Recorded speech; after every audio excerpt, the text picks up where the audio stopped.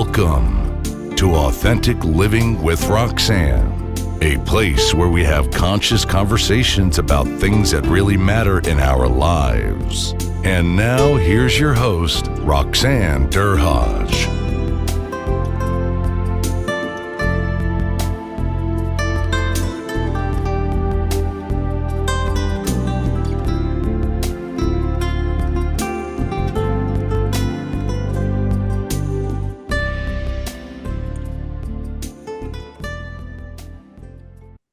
Hi everyone, it's Roxanne Derhodge. Thanks for tuning in again today to Authentic Living with Roxanne.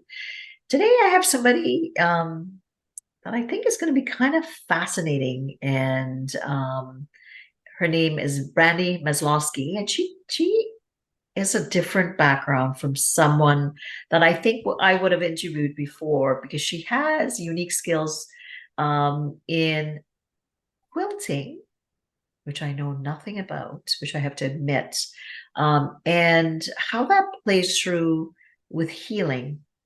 So Brandy is a speaker as well, and so I'm very, very curious about what she does in the world, and how does one grow up to go out and speak and train and heal others through quilting. So Brandy, thanks for being here today. Thank you, Roxanne. I'm really excited to be on this show because this is just such an important topic, talking about how we can use craft in our life to help with our own personal healing. Well, I often think, right? So I have a son, and when he was young, I would do crafts, and then he kind of phased out, right? So, I did it, which I loved. Because when you're younger, you think nothing of all the stuff that it's such an important part of play, right? We think nothing of it, but when you start to kind of get older, and you don't think of it as an option. So I think I love the fact that you do it, and I want to learn kind of what you do. And for people that are listening to the audio, you're not going to see this room that Brandy's in, but I can see there's like spools of stuff and drawers, and there's a Canadian flag back there in a picture. It just looks like a kind of place that you'd want to tinker around in. So Brandy, tell me, how did this is going to be interesting. How did this all get started? Well, it is kind of an interesting story because I have moved in my career from firefighter to quilter, to quilt professional. And it's kind of like one of those stories where you've taken your side gig, your passion, and you've made it your real deal. But I have a history in firefighting in central Canada. I was a firefighter for 15 years before I moved across Canada to BC. And in those 15 years as a firefighter, I experienced a great deal of traumatic incidents on the scenes, and moved into the public education to sort of get away from that, what I was seeing and trying to deal with. And then once I moved into public education, I had the trauma of a toxic workplace. So there are all kinds of things that have happened along my life that, made me feel like I was too much, or I was not enough, or, I felt like people were saying, who do you think you are being a female in this man's world? And those kind of things. So I dealt with all that for many, many years. And eventually I just had to walk away from that because I couldn't cope with how to deal with it or make it better. I wasn't going to change other people. I had to fix myself and deal with the healing myself. So we moved across Canada, and my passion for quilting was always something that I did on the side. And I didn't realize until a decade into it that I was using this craft as a form of healing for myself. And, every time something traumatic happened in my life, whether it was the workplace or the loss of a grandparent, I would dive into my craft room or my studio, and I would just start creating, and it would really help me work through those emotions. So that's kind of the beginnings of my story, and it just blossomed from there. So let's back up a little bit, because that's an untraditional career, right? At the time, you were probably getting, and it's still pretty untraditional for females. It's I would say it's coming along, but it's still not a conventional job that we would hear about a lot of females going into. What made you want to enter into firefighting?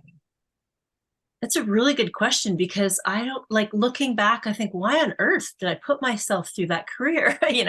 But the reality is, I had an English degree. I didn't know what I was going to do. Was I going to become a poet? Like, what do you do with an English degree?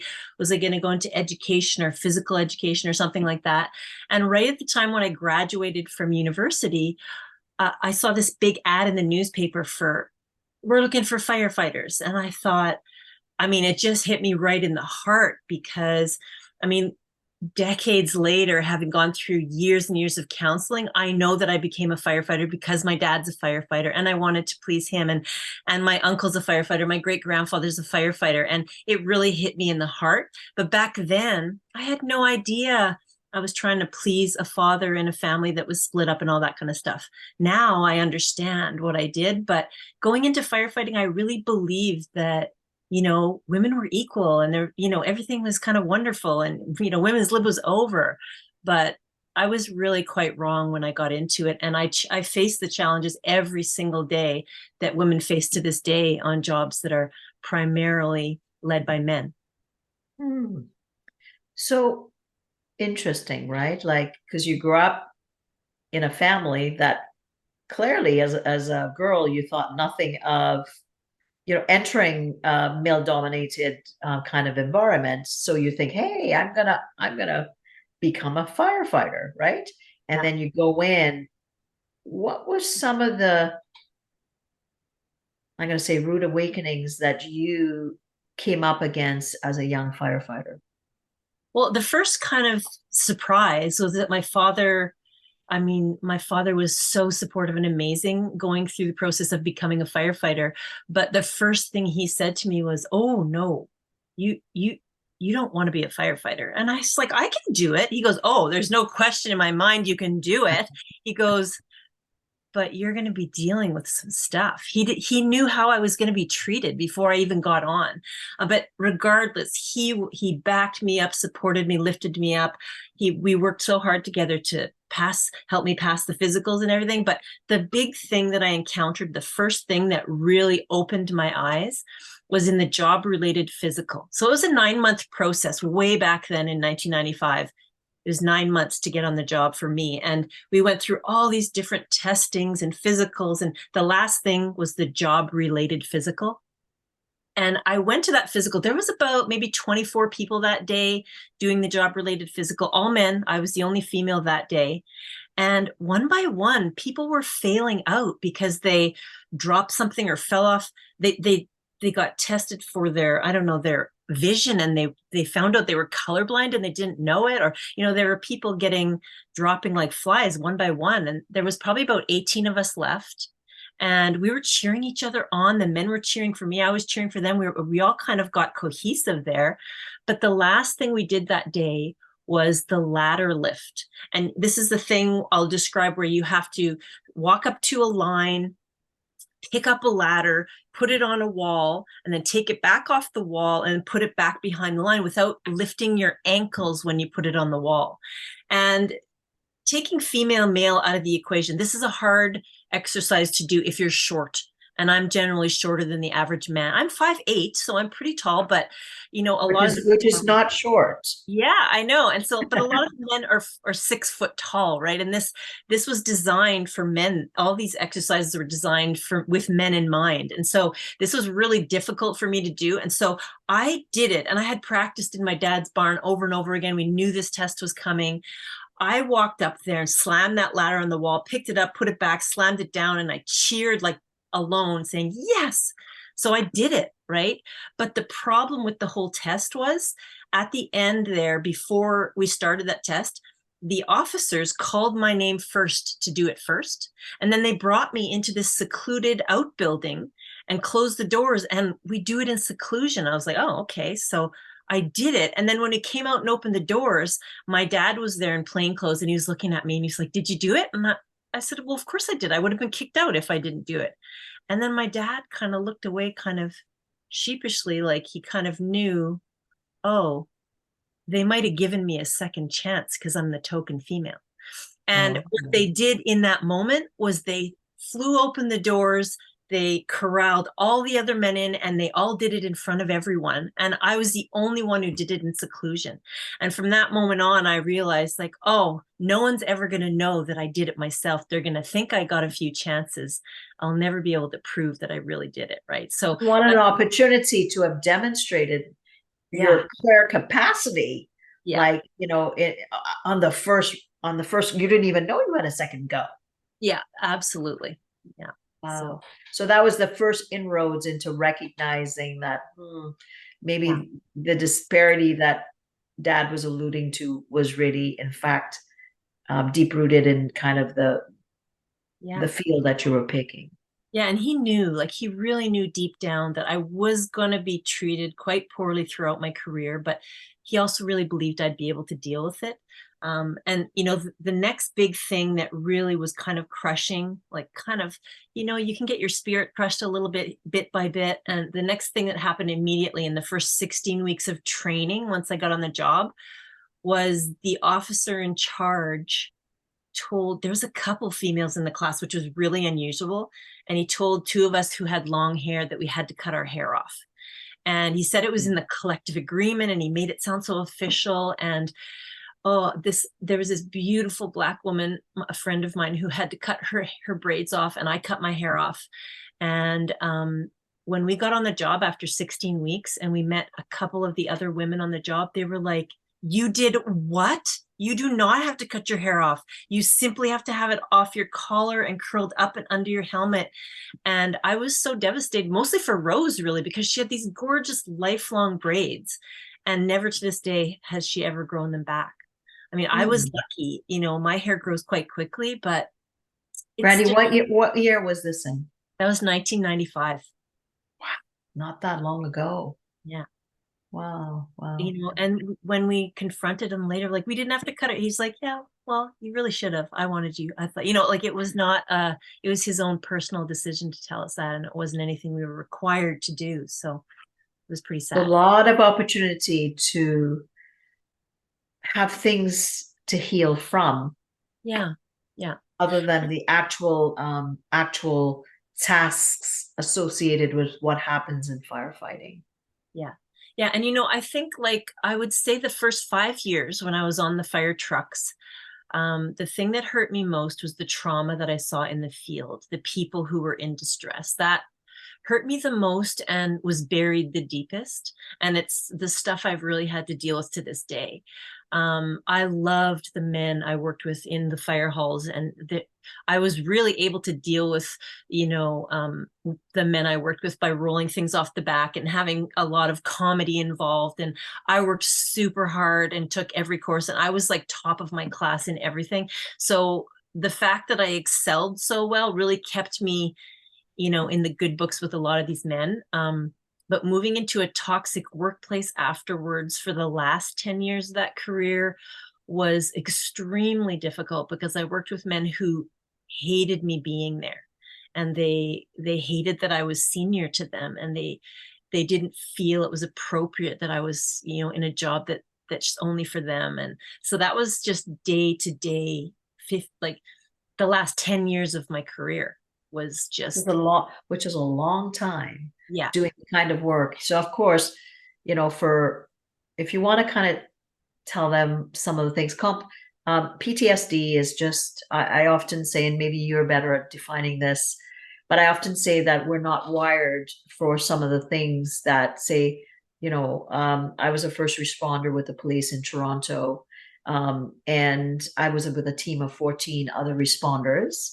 We were victim services. We respond to the victims of crime. I'm sure you know of, because you would be deployed oftentimes at the same time as the police.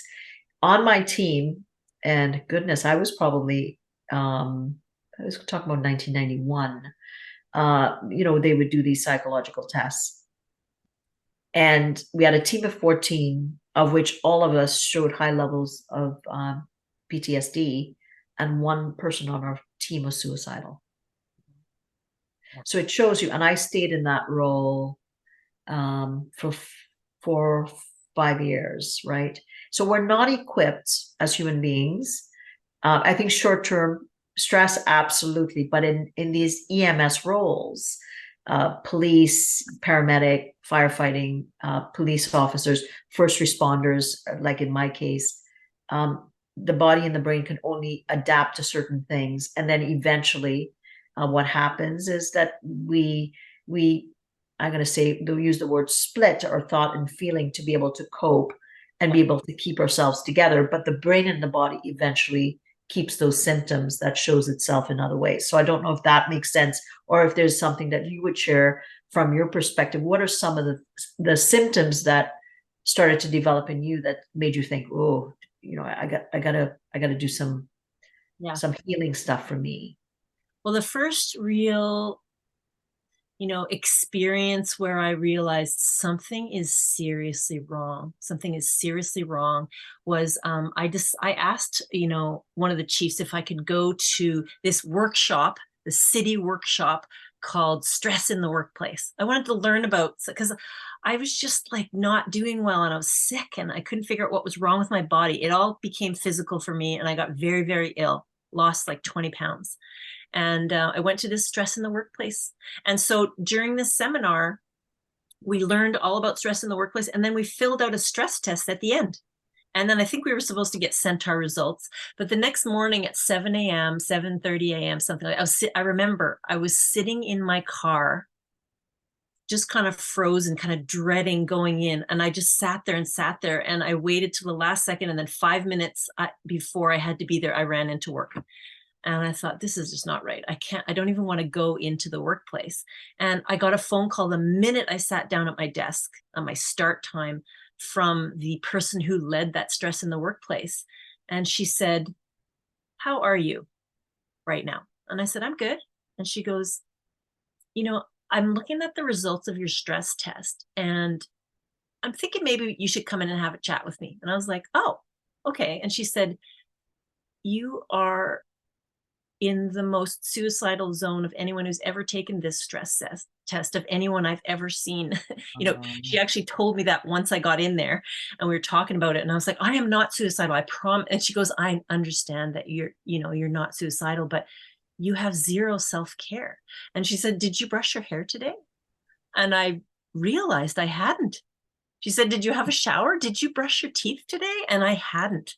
I had rolled out of bed, thrown my hair in a ponytail, gotten on my wrinkled uniform and gone to work, and my self-care was gone.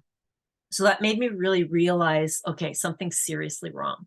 And there was another little situation with my child that really made me realize, okay, I have to quit my job immediately because this is just not working for me.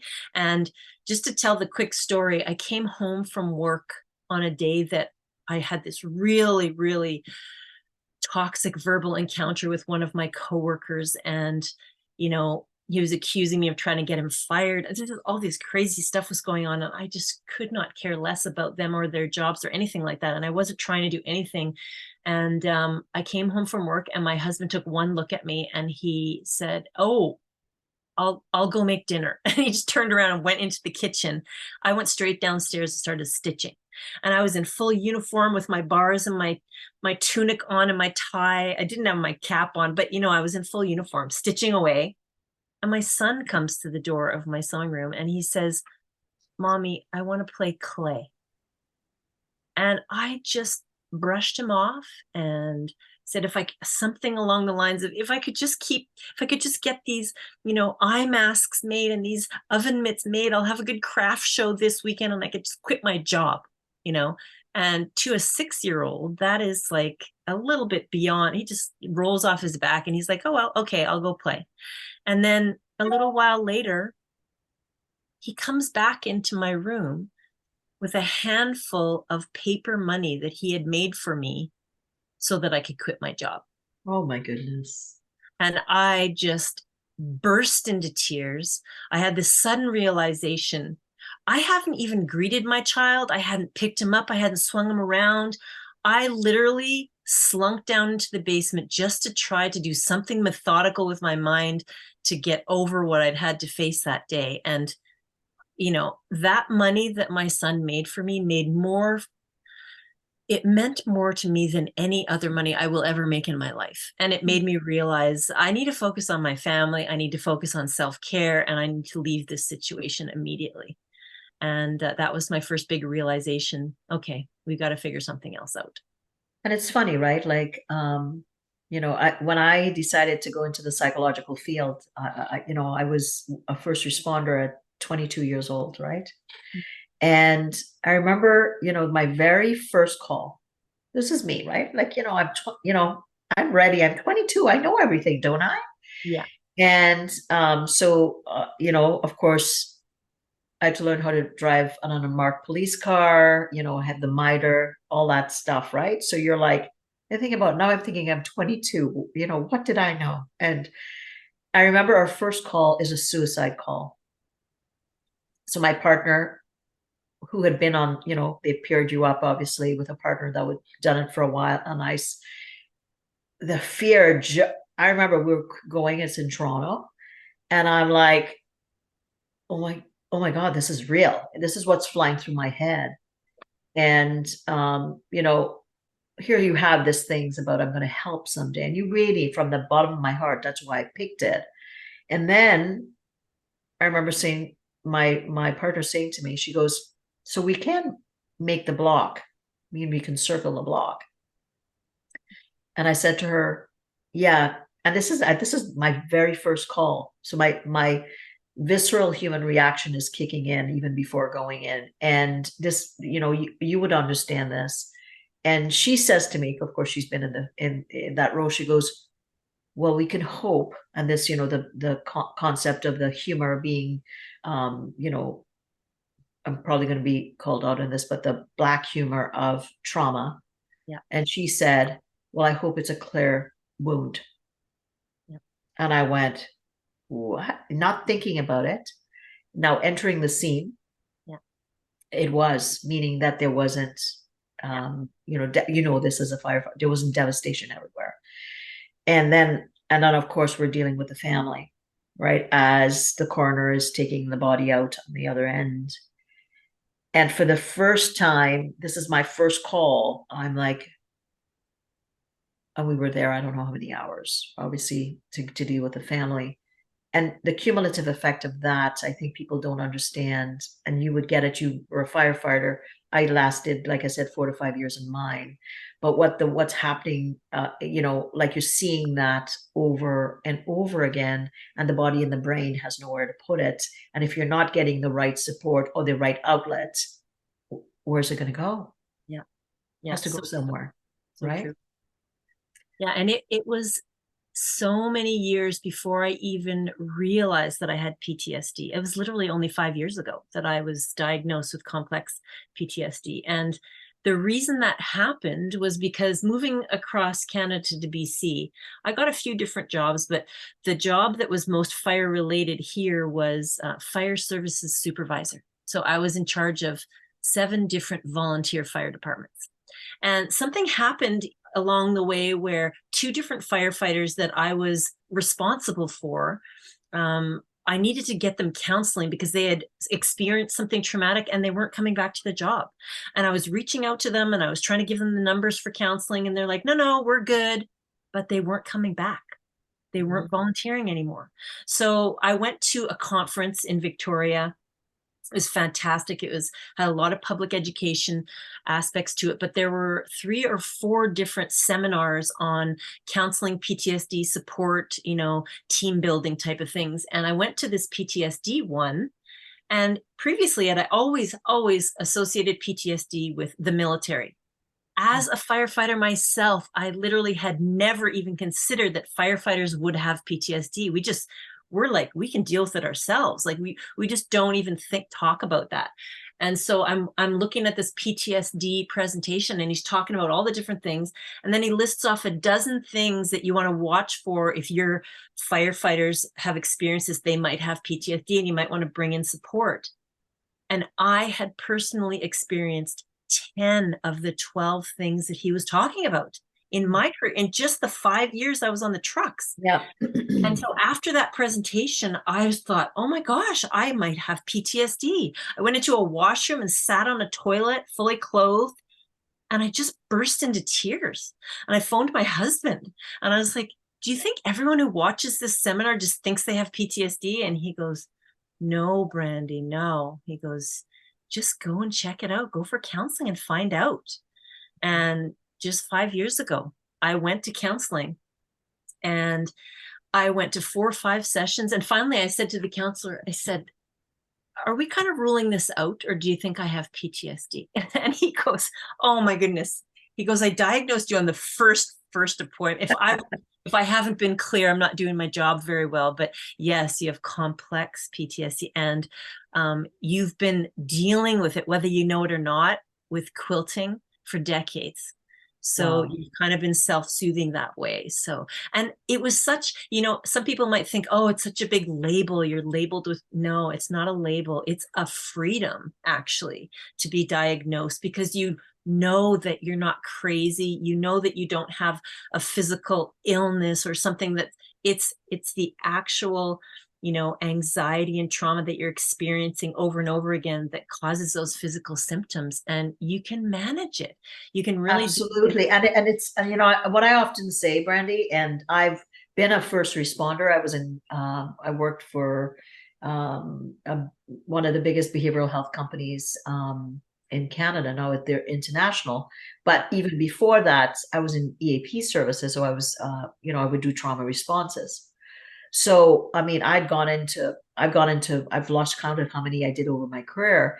And still, I can still remember the one. It was a murder suicide. Yeah. And it was 11 Division in Toronto. It's funny how you remember the details. Yeah. And I'm from Trinidad and Tobago. That's where I grew up. And it was a Trinidadian family. Mm. And they had 6 children. And what happened was, generally, with all the 911, the police were supposed to inform the 6 children. Well, guess what happened? There was a mishap. So myself and my partner had to inform all 6 children that they no longer had parents. And the one little one, and I was telling the story to my friend the other day, one of my girlfriends the other day. I think the littlest one, there was a clown. We had stickers, and of course, you're trying to deliver this message, and we were coloring it. And I think the little child took the sticker and stuck it on my jacket.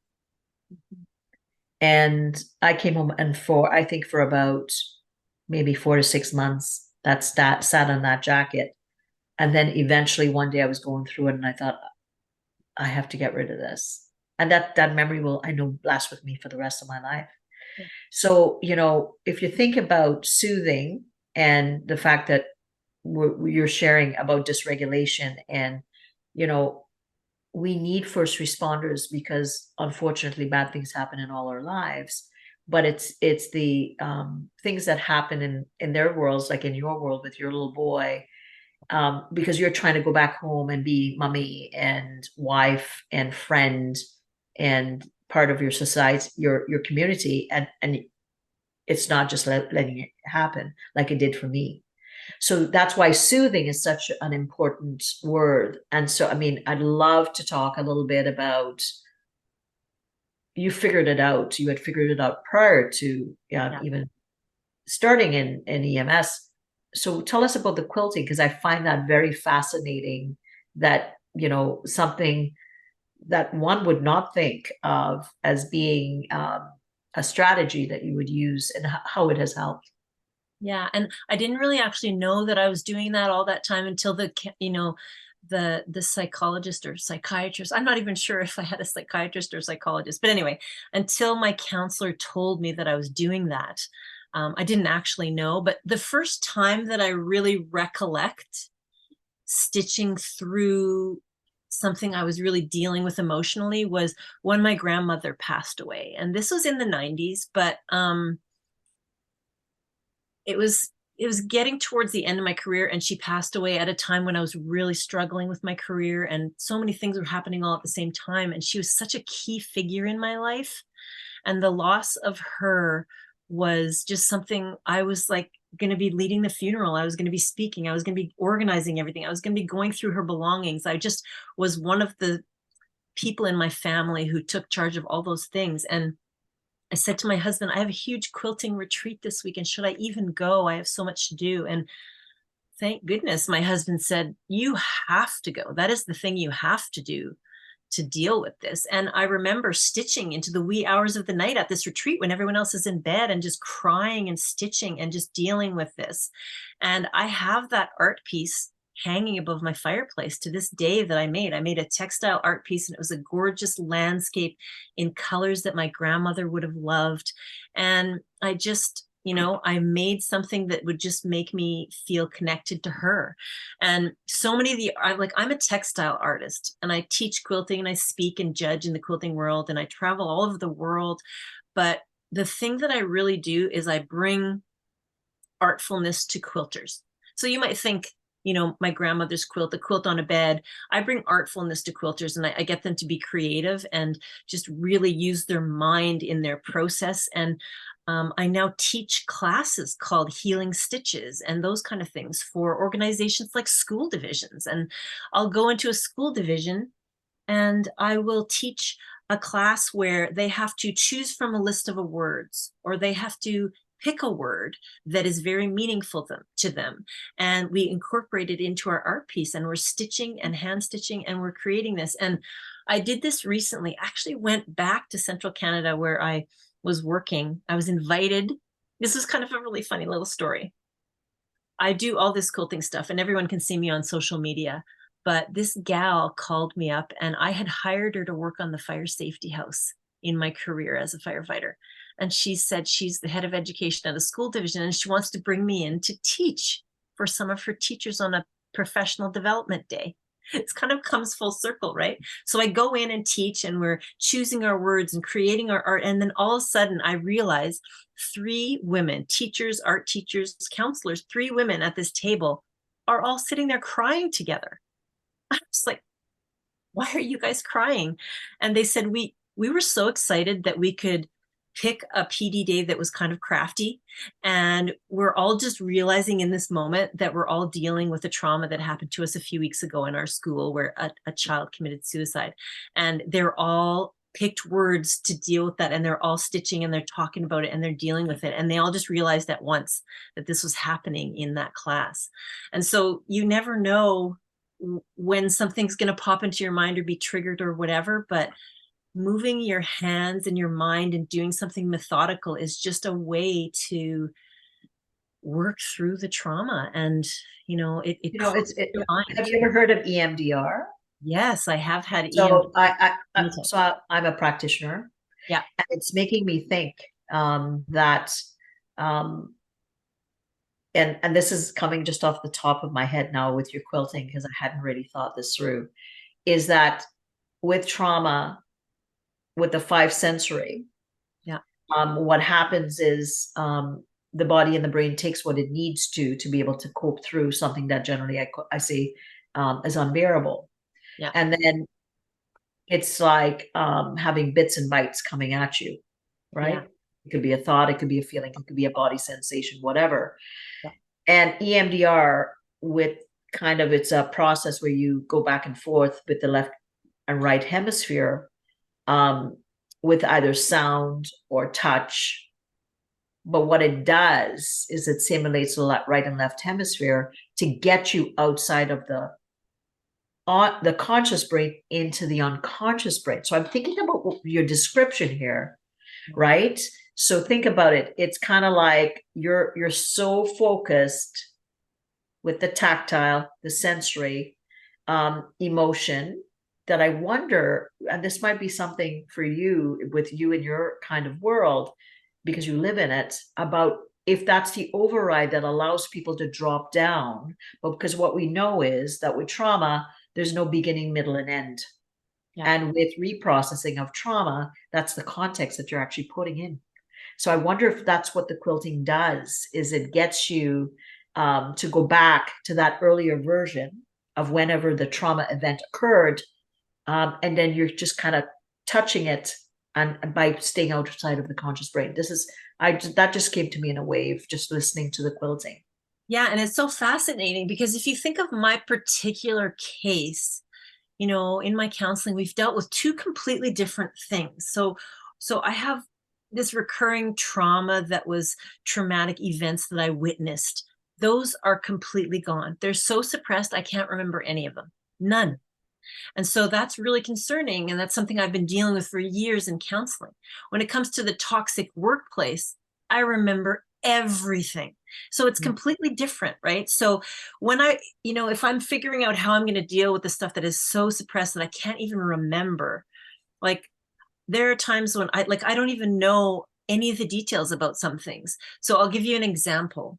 Like people who do not have PTSD don't really realize, oh, we'll just remove the trigger and you'll be fine. No, it doesn't work like that, right? They don't realize how it comes about. So I was recently judging a quilt show, and I was traveling, and I put some deodorant on, and my travel deodorant was so worn out that it crumbled and it ran out.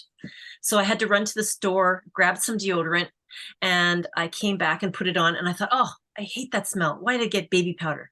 Darn it. I was disappointed with myself. For some reason, I hate that smell.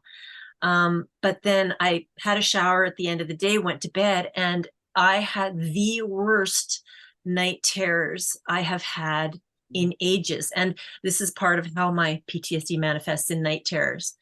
And this entire incident came back to me that I completely had forgotten about it. Of course, it was a child mortality, and Yes. baby powder was the thing that caused the mortality. And so I never have night terrors when I'm traveling. It's a different place. It's not my own home where, I have night terrors. Now at home, when I put my head on the pillow, I always get anxiety. I have to do a calming routine before bed because I have night terrors.